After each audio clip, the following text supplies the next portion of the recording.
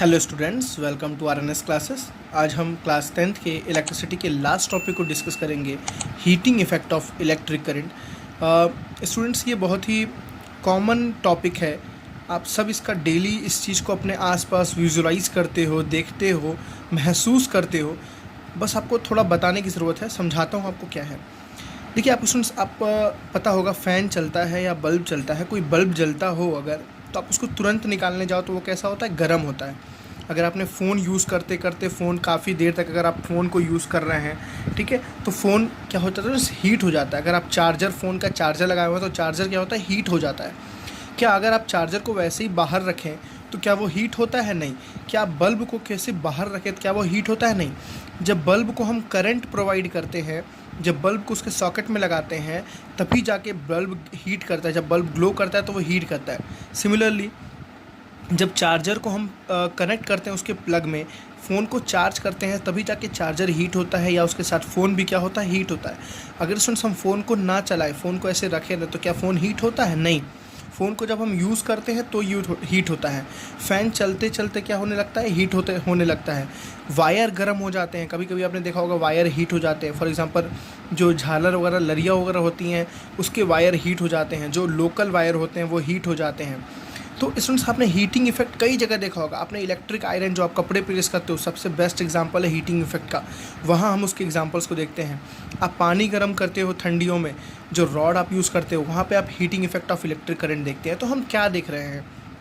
जब हम किसी चीज़ से करंट पास कर रहे हैं तो वो चीज़ हीट होना शुरू हो जा रही है।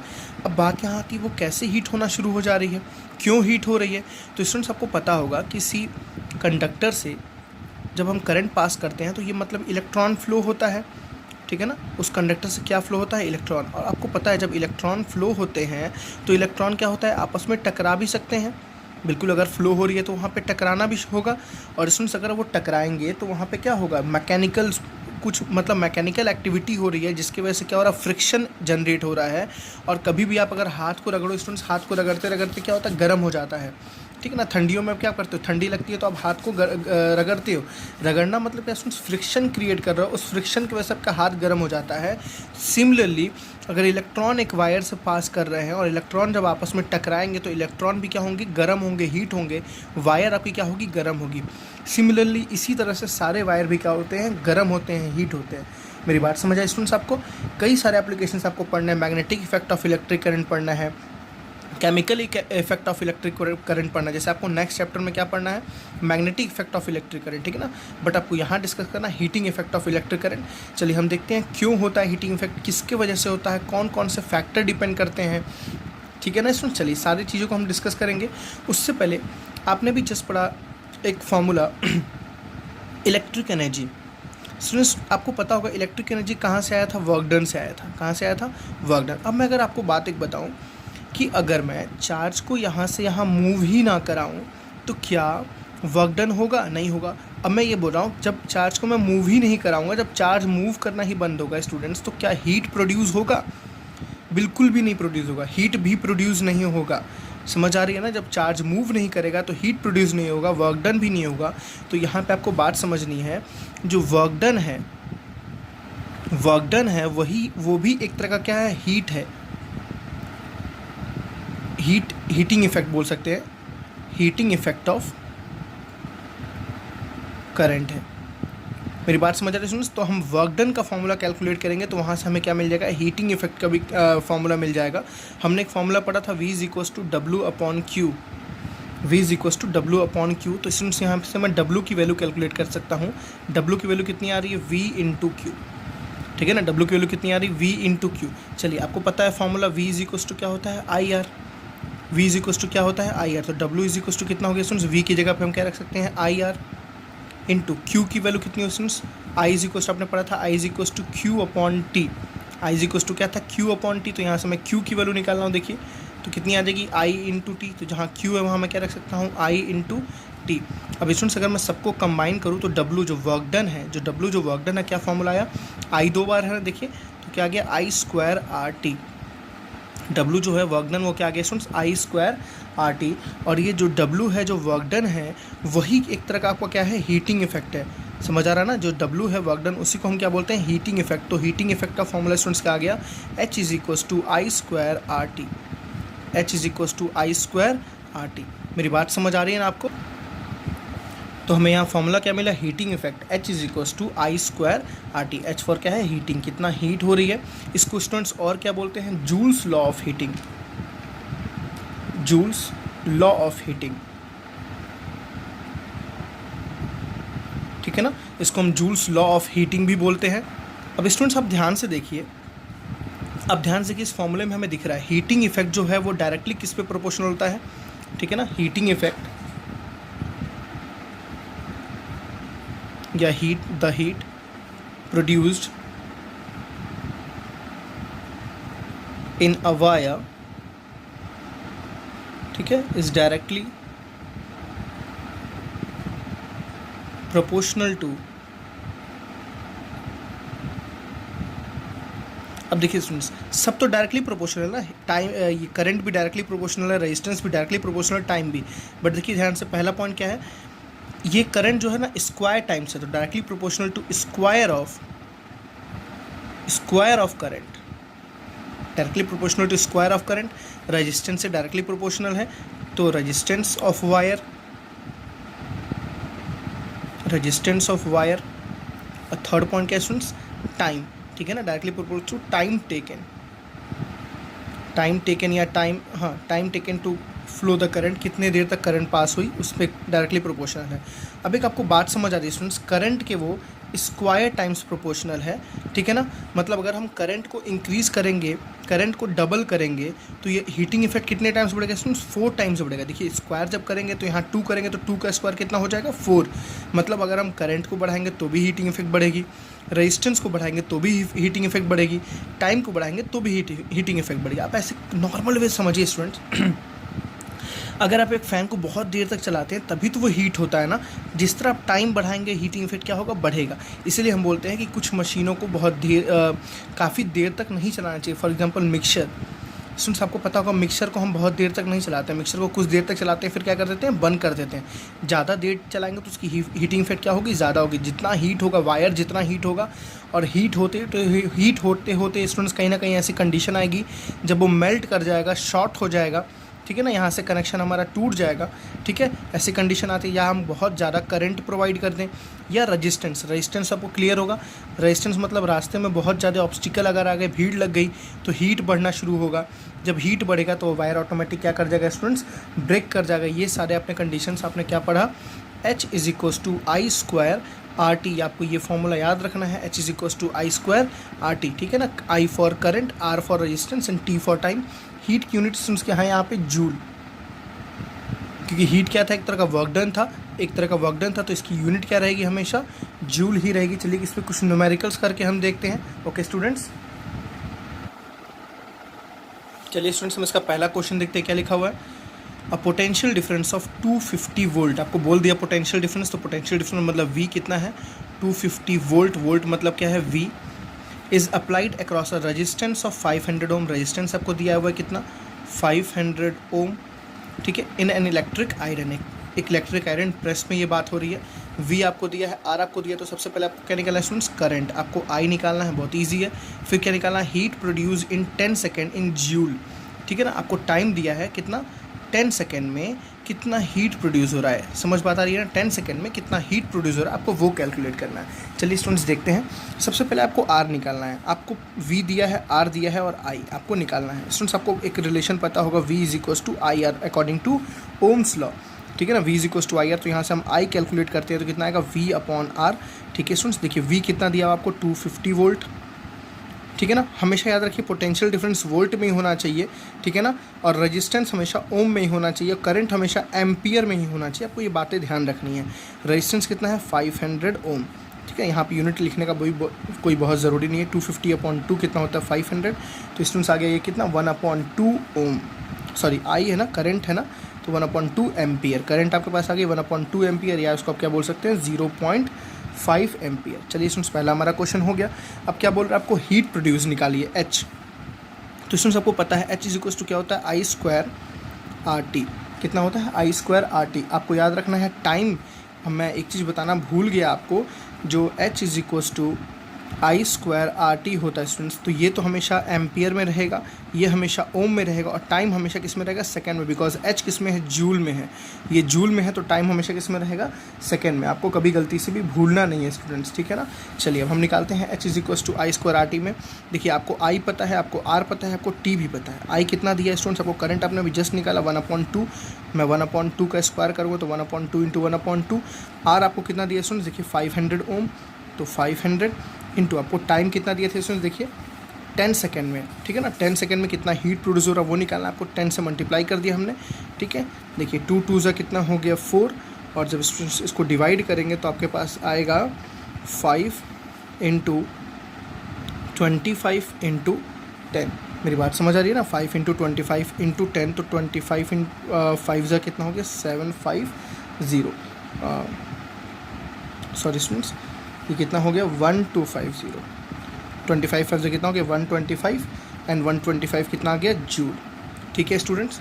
तो आपने क्या देखा 1250 जूल ऑफ हीट प्रोड्यूस होगी अगर ये कंडीशन हो रहा होगा। तो एक इलेक्ट्रिक आयरन 250 वाट का, ठीक है ना, 500 ओम का चल रहा होगा, तो इतनी amount of joule heat energy produce हो रही होगी। चलिए एक और क्वेश्चन को देखते हैं स्टूडेंट्स, मैं आपको ओरली यहाँ पे बताता हूँ क्या लिखा है। कैलकुलेट द हीट प्रोड्यूस, आपको क्या निकालना है, हीट प्रोड्यूस निकालना है, ठीक है ना। व्हेन 96,000, ठीक है ना, 96,000 कोलम।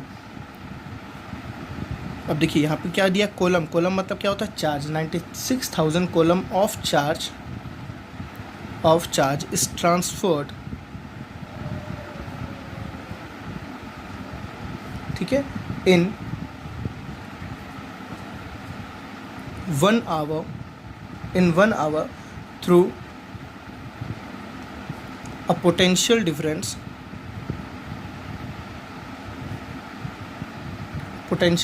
of 50 volt.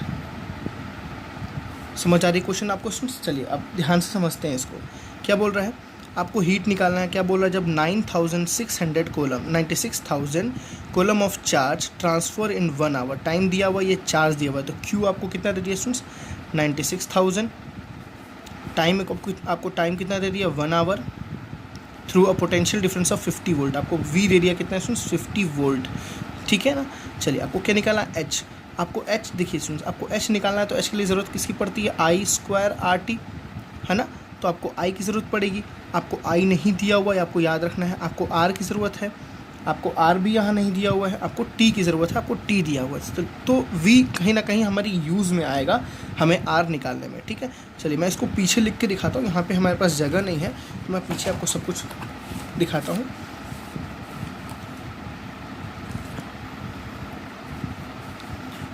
क्यू हमारे पास कितना था दोस्तों 96,000, टाइम कितना था 1 आवर, हाँ आई थिंक 1 आवर टाइम था ना, अच्छा हाँ। वी कितना था इसमें 50 वोल्ट, मैं चेक कर लेता हूँ एक बार, 96,000 1 आवर एंड 50 वोल्ट, ठीक। चलिए देखिए स्टूडेंट्स, आपको एच निकालने के लिए क्या ज़रूरत चाहिए, आई स्क्वायर आर टी। सबसे पहले आपको आई निकालना पड़ेगा, आपको आर निकालना पड़ेगा, दो चीज़ निकालना पड़ेगा ना, आई और आर। तो स्टूडेंट्स आपको आई का फॉर्मूला याद होगा, आई क्या था क्यू अपॉन टी, है ना। आई क्या था क्यू अपॉन टी, और इसकी यूनिट याद कीजिए कोलाम पर सेकेंड था, तो टाइम को किस में चेंज करना पड़ेगा, सेकेंड में, ठीक है ना। चलिए कोलाम तो आपको दिया हुआ चार्ज 96,000, ठीक है स्टूडेंट्स, और टाइम देखिए आवर में दिया हुआ, तो इस आवर को इसमें चेंज कर लिए सेकंड में, तो इसको हम क्या लिख सकते हैं 60 मिनट इंटू 60 सेकेंड। तो 60 इंटू 60 ये किस में चेंज हो गया, सेकंड में, तो हम डिवाइड करेंगे 60 इंटू 60, तो ये आपका है क्या आई। तो आई की वैल्यू कितनी स्टूडेंट्स आ गई, 2 0 से 2 0 कैंसिल हो गए, तो कितनी आ गई ये 960 अपॉन 6 6 36। मैं अभी ऐसे ही रखता हूँ, ये क्या आ गया एम्पियर, ठीक है ना। अभी मुझे आई तो पूछा नहीं था, मेरे को एच पूछा, तो मैं डायरेक्टली एच पूरा कैलकुलेट करूँगा, आपके लिए कैलकुलेशन के लिए इजी पड़ता है ऐसे करना। चलिए अब स्टूडेंट्स हम एच में आते हैं, एच के लिए हमें आर की ज़रूरत पड़ेगी।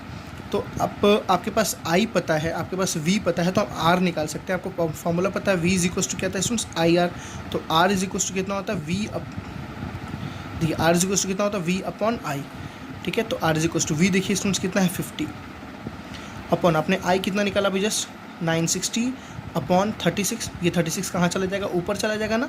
तो आर की वैल्यू कितनी आ गई स्टूडेंट्स 50 इंटू 36, अपॉन 960, 10 से 10 क्या हो गया कैंसिल, तो आर की वैल्यू कितनी आ गई स्टूडेंट्स 36 इंटू 5 अपॉन 96। प्लीज़ आप कैलकुलेशन पे मत जाइए, आप बस ध्यान रखें आपको सिंपल कैलकुलेशन करनी है, यहाँ पे आप टाइम वेस्ट करेंगे करके हो सकता है लास्ट में सारी चीज़ें कैंसिल हो जाए, इजीली वे में हो जाए, ठीक है।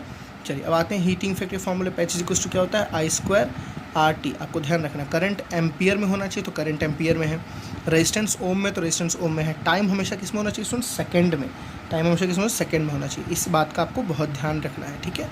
चलिए I स्क्वायर का मतलब कितना हो गया स्टूडेंट्स, देखिए 960 अपॉन 36 इंटू 960 अपॉन 36। मेरी बात समझ आ रही है ना, 960 upon 36 into 960 upon 36। I square R कितना है स्टूडेंट्स, देखिए 36 इंटू 5 अपॉन 96। I स्क्वायर ये आर आ गया इंटू टाइम कितना है स्टूडेंट्स, देखिए टाइम आपके पास दिया था 1 आवर, तो 1 आवर को हम कितने सेकंड में चेंज कर सकते हैं 60 इंटू 60, ये आपका क्या आया टोटल जूल। अब देखिए इजी कैलकुलेशन मैंने क्यों बोला, देखिए स्टूडेंट्स एक 36 से एक 36 कैंसिल हो जाएगा, ठीक है ना। देखिए दो सिक्स जब मिलके क्या हुआ 36, ये 36 से कैंसिल हो जाएगा, ठीक। 96 देखिए इस 96 से या इस 96 किसी से आप कैंसिल कर दिए, कैंसिल हो गया, है ना इजी कैलकुलेशन। अब देखिए क्या बचा 96 बचा, बस 96 को लिखिए अभी, यहाँ क्या बचा स्टूडेंट्स 5 बचा, ठीक है, और ये भी कैंसिल हो गया था। अब देखिए अब क्या बचा स्टूडेंट्स, एक जीरो यहाँ का बचा, एक जीरो यहाँ का बचा, एक जीरो यहाँ का बचा, एक जीरो यहाँ, 4 जीरो बचे ना, तो 1 2 3 4, है ना इजी कैलकुलेशन। ऐसे आप इजीली कैलकुलेट कर सकते हैं, आपको कोई दिक्कत नहीं होगी यहाँ पे, ठीक है। तो हमने क्या देखा स्टूडेंट्स 96 इंटू 5 कितना हो गया आपके पास 480, और बगल में कितने जीरो हैं 1 2 3 4, तो आपका जो ये आंसर है वो किस में है जूल्स में है। आप चाहो तो उसको किलो जूल में चेंज कर सकते हो, किलो जूल में चेंज करने के लिए क्या करना पड़ता है स्टूडेंट्स 1000 से डिवाइड करना पड़ता है। जब 1000 से डिवाइड करेंगे इसको तो 1 2 3 3 जीरो कैंसिल हो जाएंगे, क्या बचेगा आपके पास 480 एंड 0 किलो जूल। देखिए आपकी कैलकुलेशन कहीं आपको बहुत ज़्यादा टफ कैलकुलेशन यूज़ नहीं करनी पड़ी, सब कुछ लास्ट में जाके कैंसिल आउट हो गया, ठीक है ना, ईजिली वे में आपने सारा कुछ कर लिया। ये आपका रिजल्ट है, इतनी amount of heat energy produce होगी अगर ये कंडीशंस हो रही होंगी तो, जो हमने पीछे अभी क्वेश्चंस को जैसे पढ़ा। चलिए एक और क्वेश्चंस को देखते हैं स्टूडेंट्स। चलिए देखिए स्टूडेंट्स नेक्स्ट क्वेश्चन क्या है, the heat produce in a wire of resistance x. देखिए आपको रजिस्टेंस कितना दिया हुआ है एक्स दिया हुआ है, when a current Y, current आपको आई कितना दिया हुआ वाई दिया हुआ है, through it in a time Z, आपको टाइम किससे रिप्रेजेंट किया जेड से, बहुत इजी क्वेश्चन है, इट इज़ गिवन बाई। तो हीटिंग इफेक्ट का आपने फॉर्मूला पढ़ा है I स्क्वायर RT, ठीक है ना। तो सुन देखिए करंट कितनी दी हुई है, देखिए करंट कितनी दी हुई है वाई, तो हम क्या बोलेंगे वहाँ Y square into R, resistance कितना है स्टूडेंट्स एक्स, इंटू टाइम किससे रिप्रेजेंट है जेड से, तो क्या आपके पास इक्वेशन आ गया Y square X Z is the heating effect. समझ आ रहा ना, ये बहुत ईजी क्वेश्चन था। तो आई थिंक स्टूडेंट्स आपने यहाँ पे सारे कॉन्सेप्ट्स को देखे, हीटिंग इफेक्ट के एक एक कॉन्सेप्ट को देखे। चलिए एक बार मैं स्टार्टिंग से आपको सारे फार्मूलाज को एक बजल्दी से रिकैप कराता हूँ, जो हमने फार्मूलाज पढ़े हैं। सबसे पहले स्टूडेंट्स हमने बात की थी करंट के बारे में, तो I इज इक्वल टू क्या था Q/T, ठीक है ना। इसकी यूनिट क्या थी स्टूडेंट्स कोलाम पर सेकेंड, और क्या थी एम्पियर,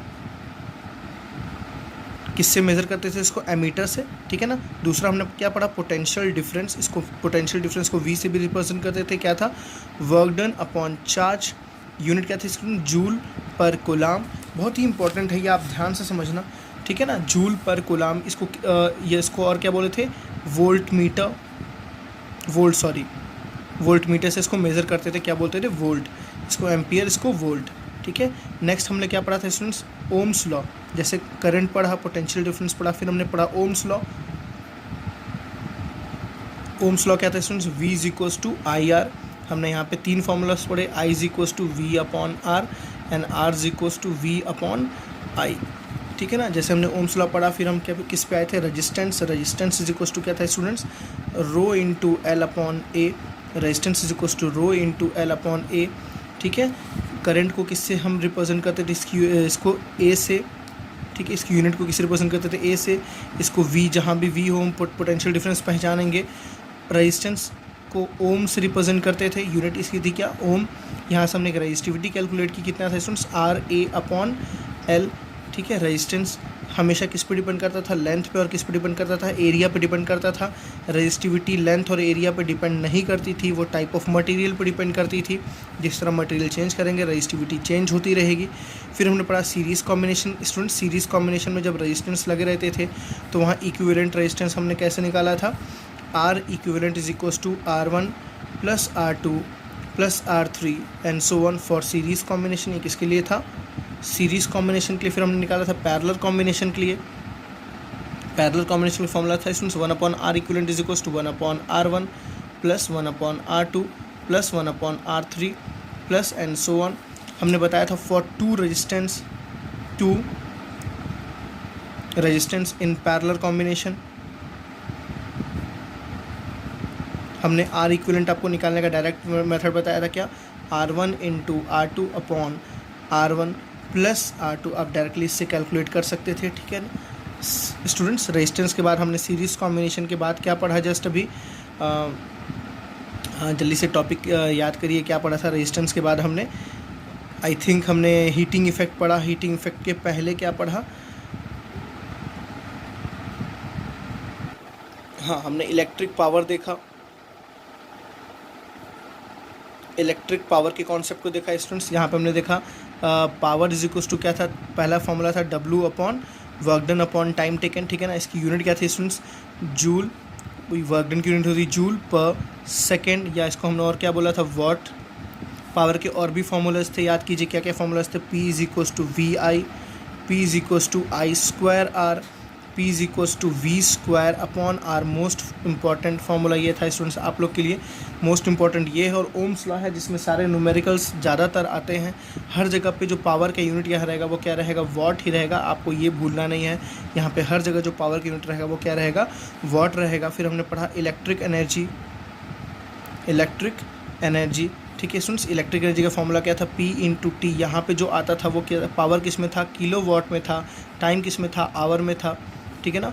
1 किलो वॉट आवर को स्टूडेंट्स हम और क्या बोलते थे, 1 यूनिट, क्या बोलते थे, 1 यूनिट।